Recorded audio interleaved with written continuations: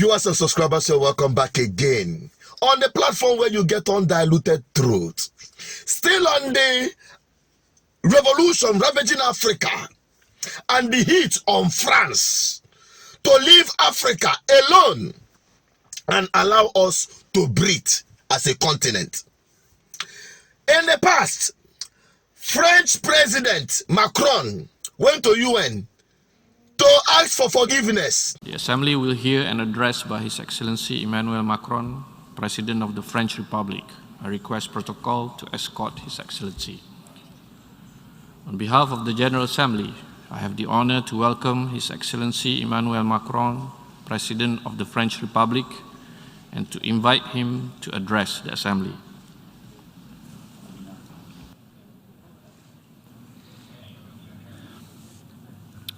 Monsieur le Président de l'Assemblée Générale, I stand before you today, April 30th, 2023, as the President of the French Republic, to express my deepest apologies to the African nations and peoples who were affected by France's colonial past. We recognize the harm and damage caused by our actions, and we are committed to making amends for the wrongs committed during that period. To the people of Algeria, I apologize for the harm caused by our colonization. We acknowledge the historical injustices committed during that period, as well as the pain and trauma that we continue to cause. We pledge to work towards healing and reconciliation with the Algerian people, and to foster a new relationship based on mutual respect and understanding.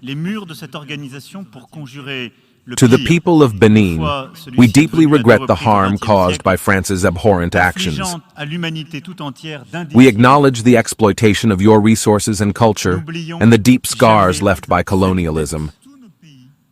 We apologize for the damage done and commit to working towards a new relationship with the people of Benin based on absolute respect. To the people of Burkina Faso, we apologize for the harm caused by France's repugnant colonization. We acknowledge the exploitation of your resources and culture and the deep scars left behind by our evil deeds. We pledge to work towards atonement because words alone is not enough. To be honest with you, that forgiveness they ask, since that time till today, there is no remorseful change. Rather, we kept seeing their wicked hands continuing to oppress Africa, just like we are witnessing in the 14 African countries that is under the subjugation of France. The latest is the Niger Republic, which has sparked off a whole lot of revolution, dust in Africa, demanding that France and its NATO allies should let go of Africa. Now, the real news where they ground now is that they are actually begging to join Brics. You know what is Brics? That is developing economies of the world. We have the Brazil, the Russia, the India, the China, and the South Africa. The French president is begging South African president to join and be invited in the next summit. But now there's been a surprising knock on the Brics door. France. President Emmanuel Macron wants a slice of the action. He wants an invite to the upcoming Brics summit in South Africa in August. Here's why. Does France want to join Brics? Is Paris sending its love to the Organization of Developing Nations? Is this a sign that Brics is entering the big leagues? While it's possible, it's still too soon to be sure. Here's what we know for certain. Yesterday, French media reported that Emmanuel Macron had a request. He wanted South African President Cyril Ramaphosa to invite him to the upcoming Brics summit. The 15th annual Brics Summit is taking place between the 22nd and 24th of August. It's being held in the South African city of Johannesburg. Leaders from the 5 Brics nations, Brazil, Russia, India, China and South Africa, will be present. We're talking about presidents and prime ministers. Along with these 5 nations, there will be other guests, the Friends of Brics as they're called. Bangladesh, Saudi Arabia, the United Arab Emirates and Indonesia have all been invited, as have some other nations. Many are hopeful about becoming members. Reports say some 14 countries have applied to join the grouping. The latest application is from Egypt, and some Egyptian corporations are excited by the prospect. It's absolutely one of the main assets that we can take advantage of by joining Brics and by joining the new development bank. We need to facilitate our trade, whether in import and export. And one of the things that hinders this supply chain and this process is the availability of foreign currency. Egypt may have a leg up on the competition when it comes to joining Brics. You see, the Brics nations have a bank, the New Development Bank, headquartered in Shanghai. There are 4 non-Brics members: Bangladesh, Egypt, the UAE and Uruguay. Bangladesh expects to be given membership in August. Egypt will be hoping for it too. It'll mark a new phase in Brics. So far, the group has only allowed one country to join after its formation, South Africa, which joined in 2011. Brics doesn't really have a proper mechanism to induct new members, but they're working on it. Looking at institutional development of Brics or expansion, we have concluded that we haven't as yet got what we believe is a useful document that we could place before the heads of state. So more work will need to be done on this matter. It is still to be processed, and once we have a document that we believe offers clear guidance, we will then take that to the summit in August. And the group does seem keen to expand, especially in light of the war in Ukraine and the resultant sanctions on Russia. Brics member countries want to get together and find a common currency they can trade in, find a way to bypass the US dollar. That's part of what's fueling the expansion. Another reason is the need for economic development. While the West is focusing on the war, the eradication of poverty seems to have been left by the wayside. I believe the enlargement of the Brics will be beneficial to the Brics countries. Hey! Come on! The heat is on.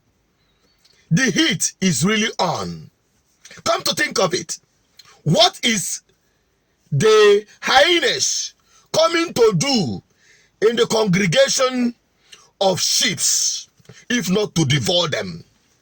What business is France coming to do with the Brics bloc, which is the emerging real United Nations for progress of everyone, rather than the United Nations you have under the control and manipulation of the NATO allies?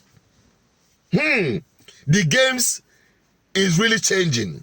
The table is really turning.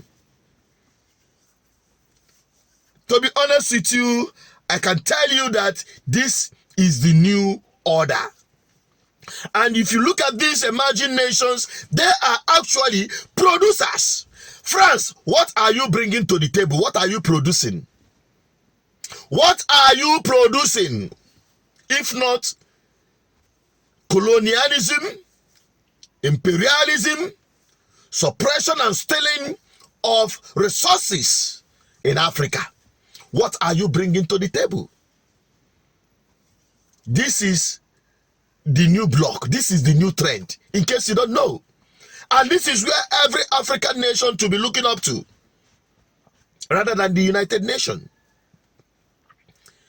Talking about African sub-regions like ECOWAS, I think they are just a bunch of, it's not emerging nations. They are not emerging economy. We are actually backward economy. If they are going to form a bloc of backward economy, that is where you see ECOWAS and the East Central African states. But they can have a change and look towards having a formidable sub-regions coming together for emancipation of Africa.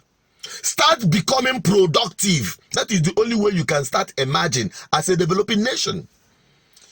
You cannot be an all consumers of imported goods. including finished goods that were taken out from your continent, from your backyard, from your homeland as raw materials. Something that you can refine by yourself until we start producing. And that is why every Nigerian stood behind the ticket of P2B and Dati, because they made that promise and they are committed to it for the Nigerian people. So for us to start producing again, it is only when you start producing that is when your economy start breathing. To let the poor breathe is to let the poor start working. Let the system start working. Let the institutions start working. And not these wicked, oppressive, corrupt, infested politicians handling the affairs of the people as we have it today in Nigeria. So we'll continue to push. All eyes must be on what is happening in Nigeria, because the salvation of Africa ultimately rallies around Nigeria, what is happening in Nigeria, because the giant of Africa is truly inside Nigeria. You may not understand this statement, but whenever you come around the people from the eastern region of Nigeria, you will know and understand what I mean, because that is truly the soul and heart of the engineering factor that will propel Africa to freedom, economic freedom, political freedom, and otherwise. Bye-bye for now. Drop your comment. I want to have your opinion on this. Keep sharing this video and open up the eyes of more people to see the trend of time.